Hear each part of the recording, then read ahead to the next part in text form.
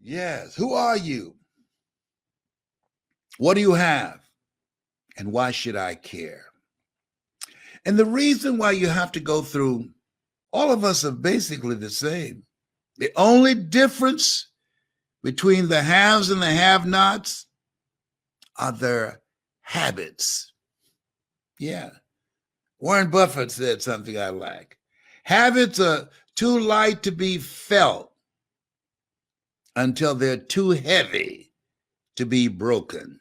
You need to write that down.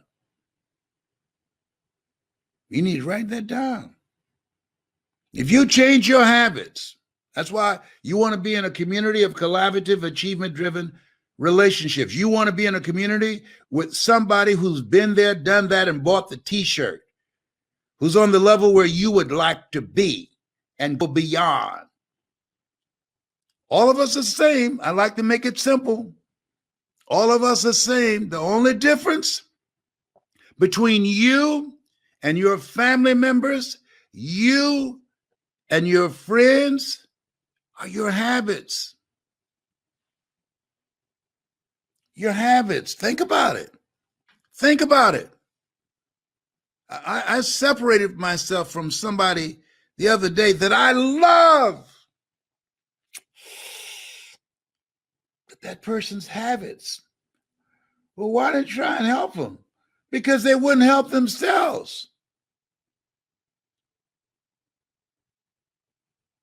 It takes energy to live the life that you want to live. And most people are not willing to change their habits. They just want to do what they want to do.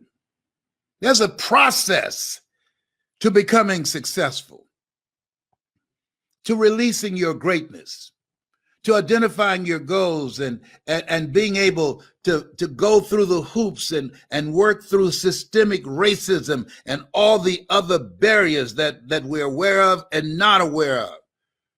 There's a process.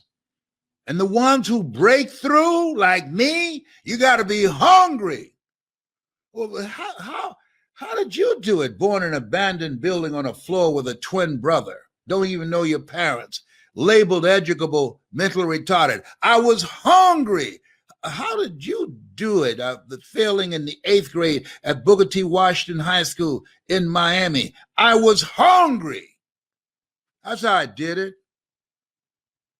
You want to make it? You got to be hungry. If there's not a name of Rockefeller or Trump behind your name, you got to be hungry. You hear me? Because the deck is stacked against you. Get over it. That's the way it's set up. And when you listen to Choosing Your Future, it will give you the mind, fuel, and power. You'll get into my thinking. You'll see how I got here. When you listen to Choosing Your Future, you'll see. You want to keep a social distance from poverty, social distance from hard times, social distance from being poor, social distance from living a life of mediocrity, social distance from people who are not going anywhere, a social distance from people who don't want anything, social distance from people who don't have goals and dreams. Why? Because they rub off on you. This road that you want to get on, this life that you're seeking, it's uncommon. It's different. And sometimes it's lonely. I choose not to be a common man. It's my right to be uncommon if I can. I seek opportunity, not security. I do not wish to be a kept citizen, humbled and dull by having the state look after me. I want to take the calculated risk, to dream and to build, to fail and to succeed. I refuse to live from hand to mouth. I prefer the challenges of life to the guaranteed existence, the thrill of fulfillment to the still calm of utopia. I will never cower before the master, nor bend to any threat. It's my heritage to stand erect, proud and unafraid, and face the world boldly and say, this I have done. You know why you're listening to me? Because you're uncommon. Everything I'm saying is common sense, but common sense is not common practice. You're different. Get over it. Understand that. Everybody's not going to get it. Reverend Ike was right. The best thing to do for the poor is not be one of them. Are the people who think like I think, are the people who can do what I've done plus more. Why? That's just the way it is. Jesus said, all power is in my hands. Oh, got to tell you. By the way, the poor will always be among you. Sorry. Oh, come on, Jerusalem Slim. Oh, my gosh.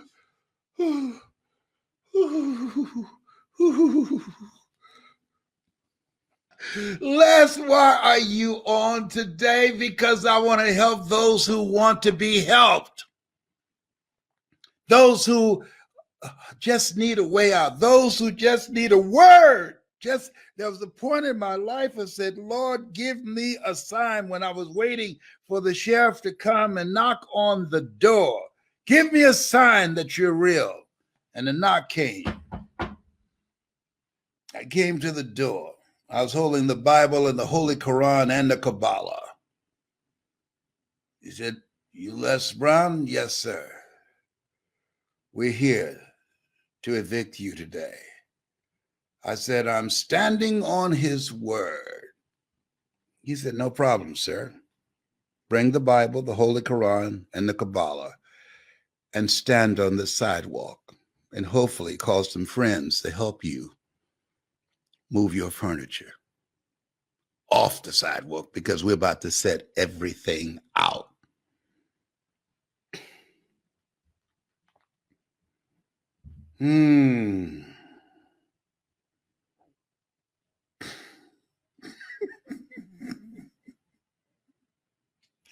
I cried. He wasn't moved. I think he was playing a violin. Mr. Brown, this is the world's smallest violin, playing the world's saddest song. I'm losing my home. Poor little thing.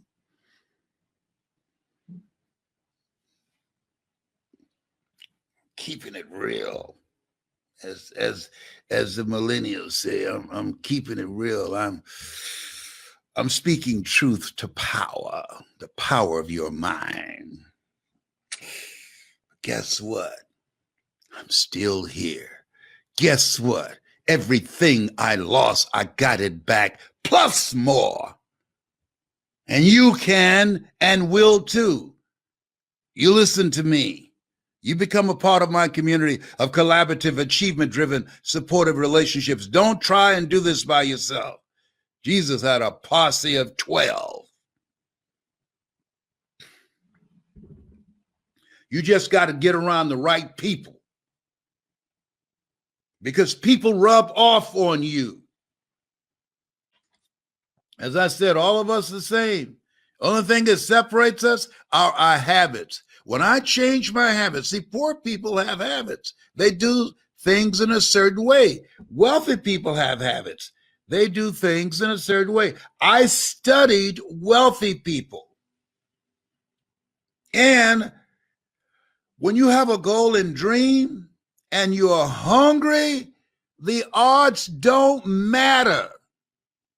I can't tell you the number of people saying, you're going to speak? Has something happened that I don't know? What do you mean by that? Have you gone to college since I've known you? No.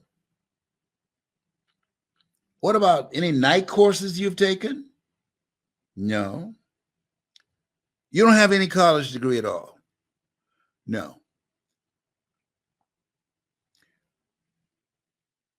Who's going to hire you? IBM, Xerox, General Electric, McDonald's Corporation, Fortune 500 companies, churches, organizations around the world. How are you going to develop the credibility? I don't know.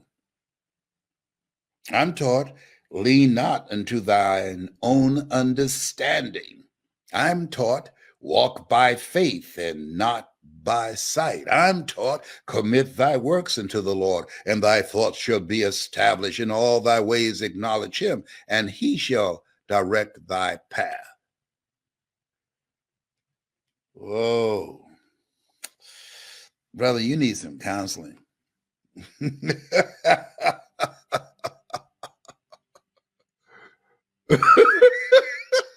Have you ever had people tell you crazy because your dream is too big?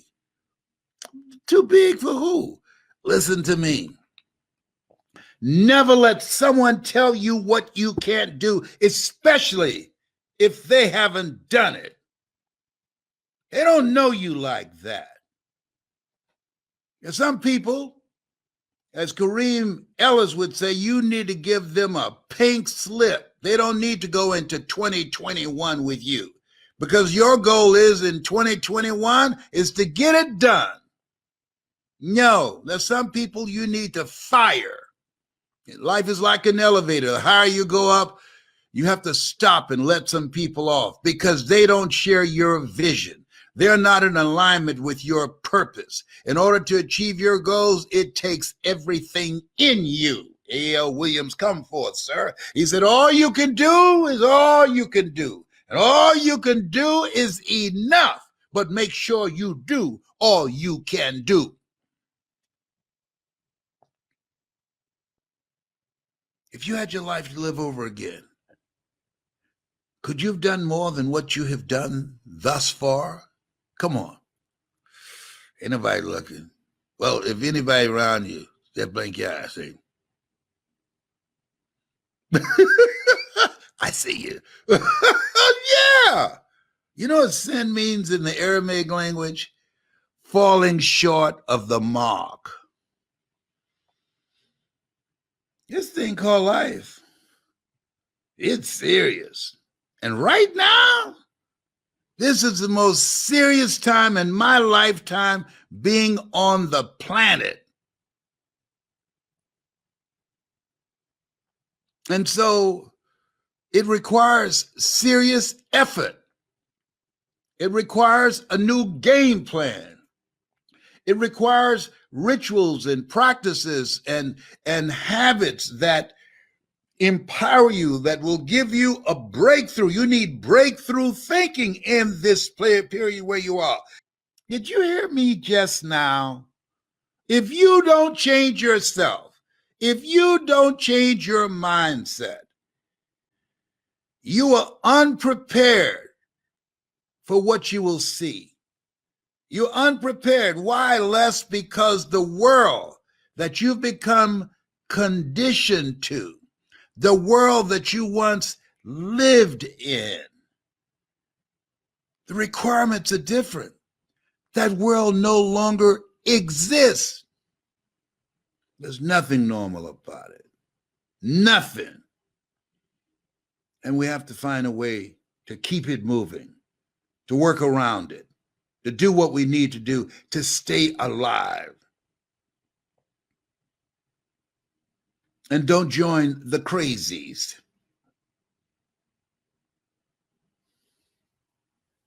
You're here for a reason.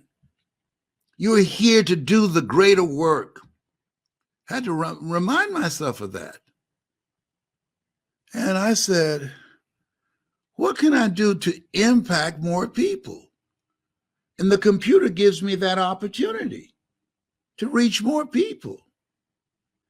Some people don't have nothing. And at least I can give away something that can lift their mind, their heart, and their spirit, because I'm here as a result of God's grace and mercy.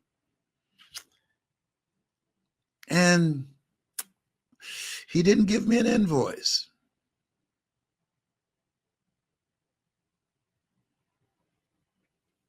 I'm grateful.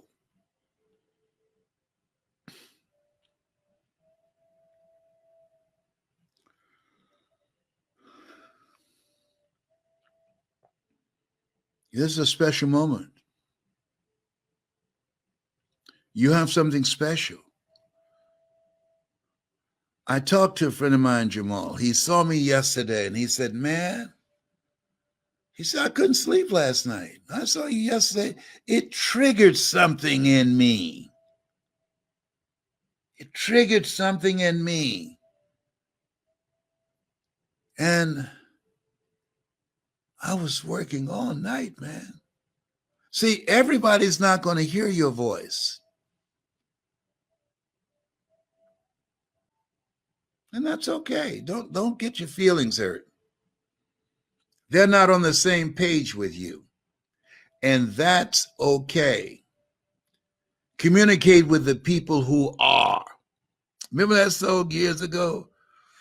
If you can't love the one you love, you can't have the one you love the one you with. Oh boy.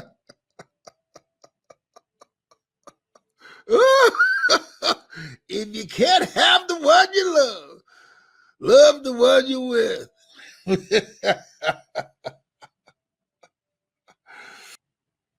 Your superpower is your calling. A job is what you get paid for. Your calling is what you're made for.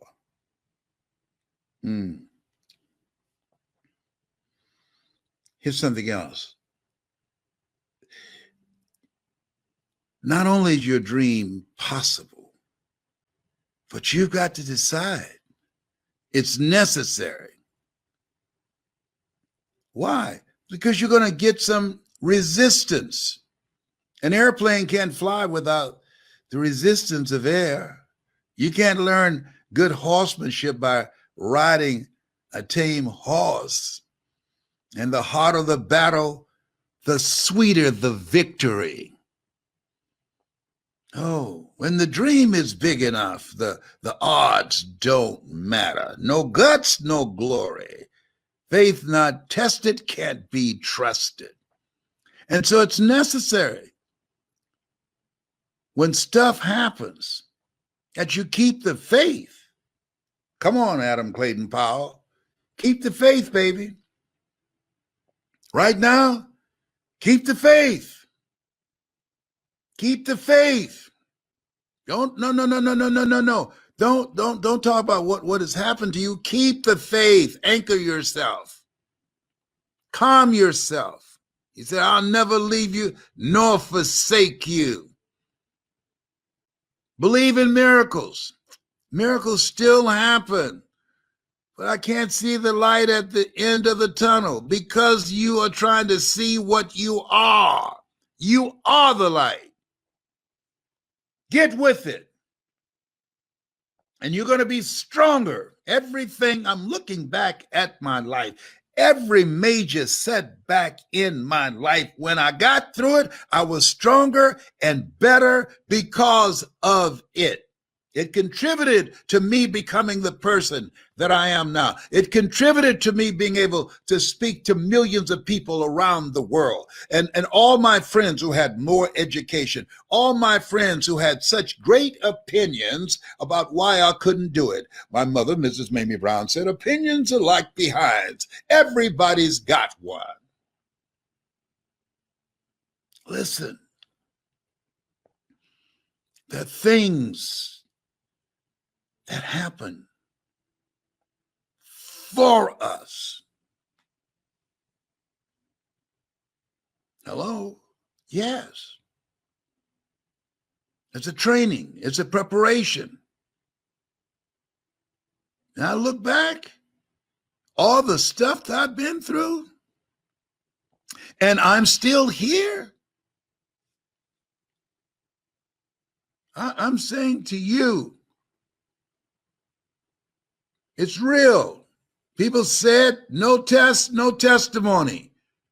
That's real. It sounds cute, but you're being tested now. Don't stop. You're being tested now. Don't give up. You're being tested now. Don't give in. You're being tested now. So you can have a testimony. And you don't know how strong you are until you have to become strong.